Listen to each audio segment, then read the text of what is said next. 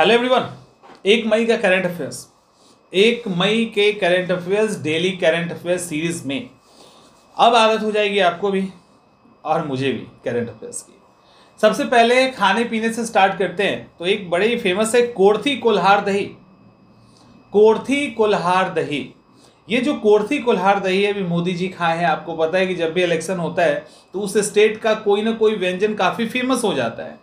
तो अभी कर्नाटक में इलेक्शन है तो कर्नाटक में कोर्थी कुल्हार दही, एक्चुअली ये जो दही है ये सिर्फ भैंस के दूध का ही बनता है और भैंस के दूध का बनता है और मिट्टी के बर्तन में बनाया जाता है।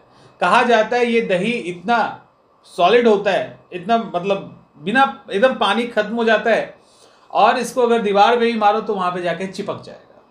तो ऐसा दही शायद आप लोगों ने नहीं खाया होगा, लेकिन जो मिथिला क्षेत्र के हैं ना, बिहार के, उनके लिए ये दही कुछ खास नहीं है। अभी अब दिक्कत होने लगी है, पहले ये दिक्कत नहीं थी। उसका कारण है कि कोर्थी कुल्हार दही जिस तरह से बनता है, मिथिला क्षेत्र के लोग उसको उसी तरह के दही को ट्रेडिशनली बनाते थे। तो जो बिहार का मिथिला का क्षेत्र है वहाँ भी मिट्टी के बर्तन में बनता था। बनने के बाद उसको कूस के बने हुए एक बर्तन में रखा जाता था जिससे जितने भी पानी है एब्जॉर्ब हो जाते थे। और सेम चीज़ वहाँ भी होती थी कि उसको अगर आप दीवार पे मारेंगे तो वो चिपका रह जाएगा। ये विजयपुर के कोल्हार में बेचा जाता है। कोल्हार जो इलाका है वहाँ पे कर्नाटक के विजयपुर के 218 नंबर NH पे दुकान है। उस दुकान में मोदी जी हमारे गए और वहाँ पे खाए। बट वहाँ पे जो दुकानदार था वो बोला मांग तो बहुत अधिक है लेकिन इसको हम पूरा नहीं कर पा रहे। सवाल है कि पूरा क्यों नहीं कर पा रहे हैं? तो जवाब ये आया कि भैंस को जब तक बढ़िया चारा नहीं खिलाएंगे तब तक इस क्वालिटी का दूध ही नहीं निकलेगा। जो अभी आजकल खिलाया जाता है ना स्टेरॉइड चारा, उससे काम नहीं चलेगा। तो चारे की व्यवस्था की जाए, क्योंकि जो भी चारे का जगह था वहाँ पे गन्ना उपजने लगा, इस तरह की चीज़ें की। तो कोर्थी कुल्हार दही खाने से शुरुआत हो गई। दूसरा फैक्ट, ऑपरेशन कावेरी, सूडान से भारतीयों को निकाला जा रहा है। लगभग 3000 भारतीय हैं वहाँ पे और 2100 के आसपास को निकाल लिया गया है। लेकिन इनको क्वारंटीन में रखा जा रहा है 7 दिनों के लिए। वैसे 14 दिनों के लिए है लेकिन 7 दिनों के लिए रखा जा रहा है और उसके बाद इनको छोड़ दिया जाएगा। अब सवाल है कि सूडान, ये पहली बार सूडान में नहीं हुआ है कि जी सूडान में गृह युद्ध हुआ है। सूडान में इसके पहले भी गृह युद्ध हो चुका है।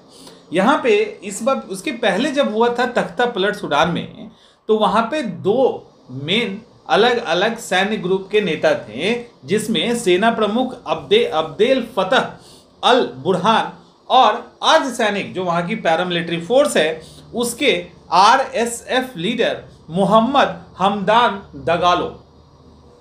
तो ये हमदान दगालो और अल बुरहान ने मिलकर 2019 के आसपास तख्ता पलट किया था। अब इन्हीं दोनों के बीच में जंग छिड़ गई है। उस समय दोनों एक हो गए थे क्योंकि एक के बस का था नहीं, तो दोनों एक हो गए थे। अब दिक्कत ये है कि दोनों अपना दबदबा बनाना चाहते हैं। इस चक्कर में सूडान जल रहा है और सूडान में गृह युद्ध की स्थिति उत्पन्न हो गई है। अलग अलग देश इनडायरेक्टली सपोर्ट भी कर रहे हैं। तो ये सारी चीज़ें सूडान में चल रही है। अमेरिका का भी नाम आ रहा है उसमें। तो ये सारी चीज़ें सूडान में चल रही, जिसके कारण भारत को सुरक्षित लाना जरूरी था भारतीयों को, तो उसको लाने के लिए कावेरी चलाया जा रहा है। एक भारत श्रेष्ठ भारत नाम सुना ही होगा। एक भारत श्रेष्ठ भारत, इसके तहत एक नई पहल की शुरुआत की गई है। प्रधानमंत्री नरेंद्र मोदी के द्वारा आज 1 तारीख है, आज महाराष्ट्र का भी और गुजरात का भी। तो महाराष्ट्र और गुजरात दोनों का स्थापना दिवस है। पहले क्या होता था, जैसे बिहार में हुआ तो बिहार ने सेलिब्रेट किया, महाराष्ट्र में हुआ तो महाराष्ट्र ने सेलिब्रेट किया और गुजरात में हुआ तो गुजरात ने सेलिब्रेट किया। ऐसे ही होता था। अब ये कहा गया है कि नहीं, जितने भी देश के और स्टेट हैं वो भी सेलिब्रेट करेंगे। यानी जितना भी राजभवन है हर अलग अलग स्टेट का, जैसे मान लो बिहार का होगा तो उसको भी ऑल इंडिया लेवल पे जितने अदर स्टेट में राजभवन है वहाँ पे उसको सेलिब्रेट किया जाएगा। कैसे किया जाएगा? तो राजभवन में उस स्टेट में रहने वाले जो फेमस पर्सन होंगे, कौन, जो उस पर्टिकुलर स्टेट से बिलोंग कर रहे होंगे, जिसका उस समय सेलिब्रेशन किया जा रहा होगा, स्थापना दिवस मनाया जा रहा होगा। तो जिस राज्य का स्थापना दिवस मनाया जा रहा होगा तो अदर स्टेट में उस राज्य से जुड़े जो भी लोग होंगे उनको इनवाइट किया जाएगा, जो फेमस होंगे उनको इनवाइट किया जाएगा। इसके अलावा उस राज्य से रिलेटेड ड्रेस, खान पान और अलग अलग सांस्कृतिक चीज़ों का प्रदर्शन किया जाएगा। तो ये चीज़ें मतलब इसको अब अलग अलग स्टेट्स के लिए भी लागू कर दिया गया है। तो एक भारत और श्रेष्ठ भारत के तहत ऐसा किया जाएगा। अब आपको पता ही है, एक भारत और श्रेष्ठ भारत जो है 2015 में स्टार्ट किया गया था सरदार वल्लभ भाई पटेल की 140वीं जयंती पर। तो और ये एक भारत और श्रेष्ठ भारत है क्या?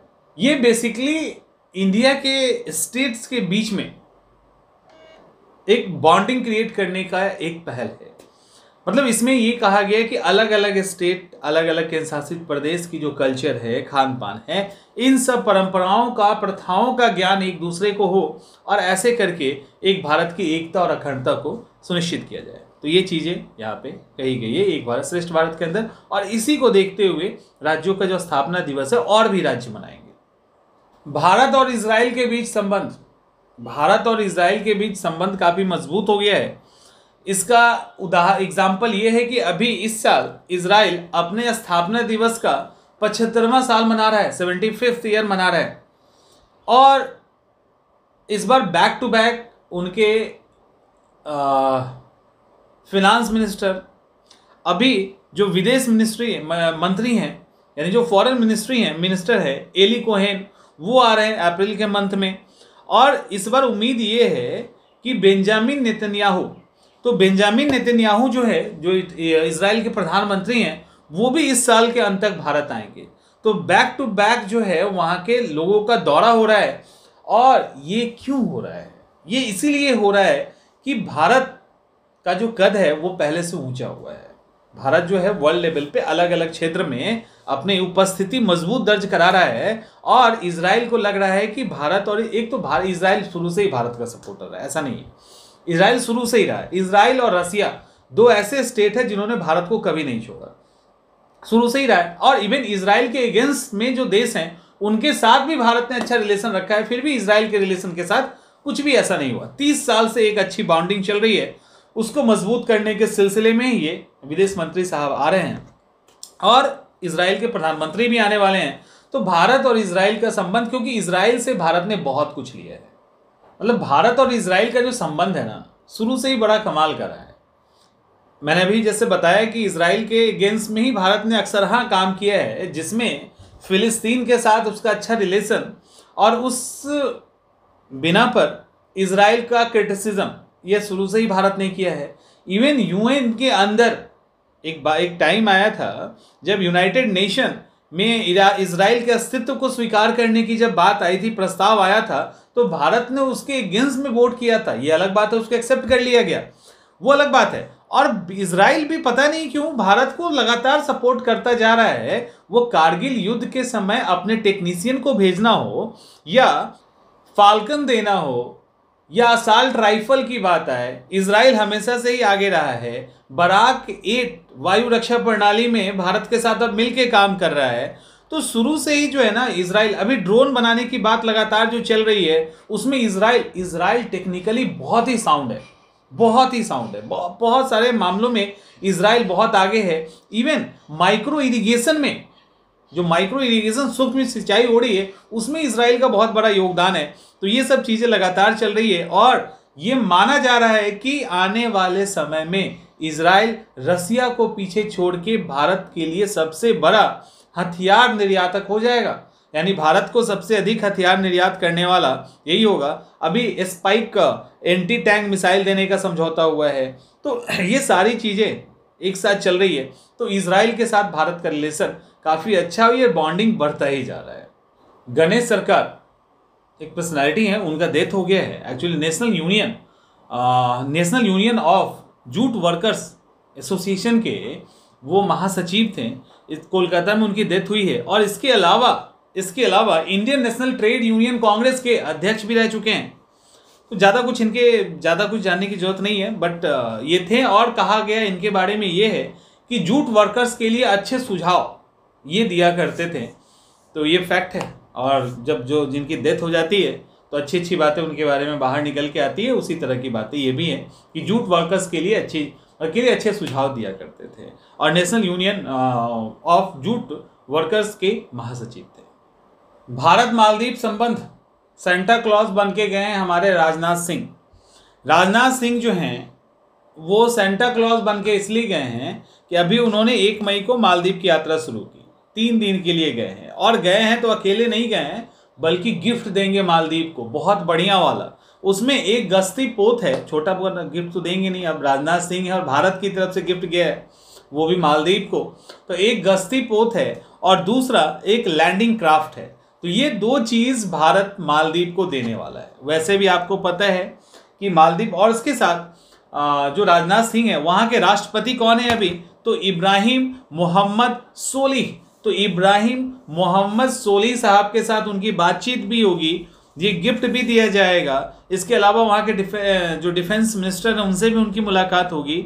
इसके बाद अब सवाल ये उठता है कि मालदीव के प्रति भारत इतना ज़्यादा क्यों, मतलब मालदीव के लगातार कारनामे के बाद भी भारत काफ़ी ज़्यादा उसके साथ रिलेशन बना के रखना चाहता है। भारत की मजबूरी भी है और भारत अपने पड़ोसी धर्म के कारण भी ऐसा करता है। हिंद महासागर क्षेत्र में मालदीव भारत का एक नज़दीकी पड़ोसी है और चाइना उस पर रिंग ऑफ फेंस यानी मोतियों की माला, एक्चुअली रिंग ऑफ पल्स, मोतियों की माला के अंतर्गत वो क्या करना चाहता है, मालदीव पे पूरा अपना पकड़ बनाना चाहता है ताकि भारत को चारों तरफ से घेर सके। इसीलिए भारत को जो इस तरह की कंट्री हैं उनके साथ रिलेशन मजबूत करना उसकी मजबूरी भी है, ये ध्यान रखिएगा। और नेबरहुड फर्स्ट पॉलिसी के तहत मालदीव को भारत हमेशा से प्रायोरिटी दिया है। उसके अंदर कोई भी प्रोजेक्ट हो, वो 674 किलोमीटर लंबा पुल और कॉजवे लिंक की बात हो जो अलग अलग मालदीव के द्वीप को जोड़ता है, इसके अलावा ग्रेटर माले कनेक्टिविटी प्रोजेक्ट हो वो भी स्टार्ट कर दिया गया है भारत के अंदर। बढ़िया, भारत ने अच्छा फंडिंग किया है उसके अंदर, और वो माले का सबसे बड़ा अभी तक का इंफ्रास्ट्रक्चर का परियोजना है ग्रेट माले कनेक्टिविटी प्रोजेक्ट। तो ऐसे करके, क्योंकि हिंद महासागर क्षेत्र में ना मालदीव अभी भी भारत का एक प्रमुख पड़ोसी देश है। रिलेशन पहले काफ़ी अच्छा था, इस बीच में बिगड़ा है, लेकिन अब फिर से रिलेशन दोबारा से सुधर रहा है क्योंकि अभी चाइना का उनके ऊपर काफ़ी इम्पैक्ट था, वो असर अब कम हो रहा है। उस असर के कारण, क्योंकि उनको लग रहा था बार बार कि चाइना से हमें फ़ायदा है, उसको पता ही नहीं था कि चाइना सिर्फ अपने फ़ायदे की बात करता है, तो फिर अब उसका असर कम हो रहा है और भारत का इम्पैक्ट जो है पहले लगातार इस बीच में बढ़ता जा रहा है। तो मालदीव एक तरह से प्रतिस्पर्धा आप कह लिए, कंपटीशन के हिसाब से भारत और चाइना दोनों के लिए एक गढ़ बना हुआ है। भारतीय सेना के लिए गौरवान्वित पल, जब भारतीय सेना ने तोपखाने में यानी आर्टिलरी में 5 महिलाओं को शामिल किया है। पहली बार 5 महिलाओं को शामिल किया गया है। उसमें नाम है महक सैनी, लेफ्टिनेंट साक्षी दुबे, लेफ्टिनेंट अदिति यादव, लेफ्टिनेंट पायस मुदगिल, और ये सब लेफ्टिनेंट हैं। इसके अलावा एक और हैं जिनका नाम है रेखा सिंह। रेखा सिंह वो हैं जिनके पति दीपक सिंह की पत्नी है जो शहीद हो चुके थे लद्दाख बॉर्डर पे शहीद हुए थे। उसी जगह पे लेफ्टिनेंट रेखा सिंह को डाला जाएगा जहां इनके पति शहीद हुए थे। इन्होंने उसके बाद पति की डेथ हुई, शादी के 1 साल के अंदर डेथ हो गई, कितना अनफॉर्चुनेट होगा और किस तरह की चीज़ें होंगी। उसके बाद इन्होंने रिकवरी किया, तैयारी की और आज लेफ्टिनेंट के पोस्ट पे हैं, और वो भी भारतीय सेना के पहले आर्टिलरी टीम का ये हिस्सा बनी है, और इनको उसी जगह पे भेजा जाएगा जहां पे इनके पति का डेथ हुआ था, जिस पोस्ट पे। तो ऐसे करके तो 5 लोगों को शामिल किया गया है, 5 महिलाओं को स्टार्टिंग किया गया है, और स्टार्टिंग आर्टिलरी की 5 महिलाओं की टीम है। नाम भी याद रखिएगा, फेस तो भी आपको दिख जाएगा। एक हाथी है केरल में, उसका नाम है अरिकोम्बन। अरिकोम्बन ने पिछले कुछ दिनों से कुछ दिनों नहीं, एक्चुअली महीनों से एक उत्पात मचा रखा था, और वो आवारा हाथी वाले श्रेणी के अंदर आ चुका था। महीनों से परेशान कर रखा था, कई सारा गांव उसने तबाह कर दिया। अब उसको इसमें मजा आने लगा था, तो मजबूरन उसको पकड़ना जरूरी हो गया। तो जब पकड़ना जरूरी हो गया तो फाइनली उस हाथी को, जिसका नाम है अरिकोम्बन, उसको ट्रैंकुलाइज किया गया और पेरियार वन्य जीव अभ्यारण्य में लाया गया। अब वहां पर भी अगर कहीं पे भी रख दिया जाता तो दिक्कत होती, तो 20 किलोमीटर अंदर ले जाके उसको बीच में छोड़ा गया है, और कॉलर पे ट्रैक करने के लिए डिवाइस लगा दिया गया है जिसको रेडियो कॉलर डिवाइस कहते हैं। उससे उसकी एक्टिविटी पता चलेगी, तब जाके उसको और इधर उधर रिलीज किया जा सकता है, या उसको छोड़ा जा सकता है, या जो भी करना है उसके लिए किया जाएगा। लेकिन इंपॉर्टेंट क्या है, ये तो इंपॉर्टेंट है ही है। एक तो इनका नाम अरिकोम्बन, इसके लिए अरिकोम्बन मिशन चलाया गया। काफ़ी मेहनत से जाके उसको फिर ट्रैंक्विलाइज किया गया, यानी बेहोश किया गया, फिर उसको लादा गया। लेकिन अच्छा, ये जो पेरियार है, पेरियार टोटल 477 स्क्वायर किलोमीटर में फैला है, केरल का है, इंपॉर्टेंट है, याद रखिएगा। अब इसके लिए जो यूज़ किया गया वो एक हाथी का टाइप है, उसको जिसको कुमकी कहते हैं, ठीक है।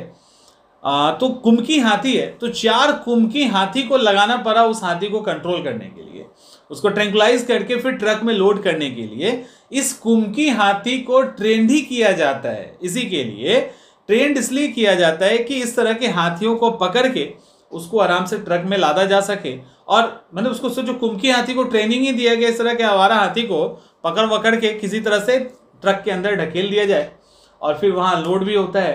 तो ये सारी चीज़ें यहाँ पे की गई थी। तो इसके लिए पूरी टीम काम की, लगभग 12 घंटे का टाइम लगा, तब जाकर उसको कंट्रोल किया जा सका और पेरियार में छोड़ा जा सका। रंजीत गुहा इतिहासकार थे। ऐसे कोई भी स्टूडेंट नहीं होंगे जो तैयारी करते होंगे अगर यूपीएससी और पीसीएस का, तो रंजीत गुहा को नहीं जानते होंगे। 100 साल के एज में इनका डेथ हो चुका है। डेथ हुआ कहाँ? तो ऑस्ट्रिया में। इनका जो पुरानी पीढ़ी इनकी थी वो ढाका में रहती थी, जो बांग्लादेश है आज के डेट में। लेकिन बाद में ये लोग शिफ्ट होके कोलकाता आ गए, तो पढ़ाई लिखाई सब कोलकाता में हुई। और ये मतलब अच्छी बात ये है कि इन्होंने अपने पूरे लाइफ को जिया है। 100 साल के एज में इनकी डेथ हुई है। इस एज में डेथ होना दुख नहीं देता है, एक सुकून देता है कि इस आदमी ने अपने पूरे जीवन में अलग अलग चीज़ों को देखा। तो 100 साल के बाद उनकी डेथ ऑस्ट्रिया में हुई है। ऑस्ट्रिया में उनका एक घर था वहीं पे। और हिस्ट्री को लेकर काफ़ी ज़्यादा, हिस्ट्री से उनको काफ़ी लगाव था, आपको पता है। और कई सारी किताबें उन्होंने, फेमस किताबें उन्होंने हिस्ट्री में लिखी है। एक और फैक्ट है, लोक लेखा समिति, पब्लिक अकाउंट कमेटी के अध्यक्ष अधीर रंजन चौधरी बने रहेंगे। अब अधीर रंजन चौधरी अध्यक्ष बने रहेंगे, इसका मतलब क्या है? इसका मतलब यह है कि अधीर रंजन चौधरी ही विपक्ष के नेता भी बने रहेंगे, क्योंकि आपको पता है opposition of leader he PSC का अध्यक्ष होता है, लोक लेखा समिति का अध्यक्ष होता है। तो लोक लेखा कमेटी के अंदर मेंबर अधीर रंजन चौधरी बने रहेंगे। तो ये इंपॉर्टेंट है। तो ये सारे फैक्ट्स करंट अफेयर्स के आज के हो गए। इसी तरह से हमारी मुलाकात फेस टू फेस होती रहेगी।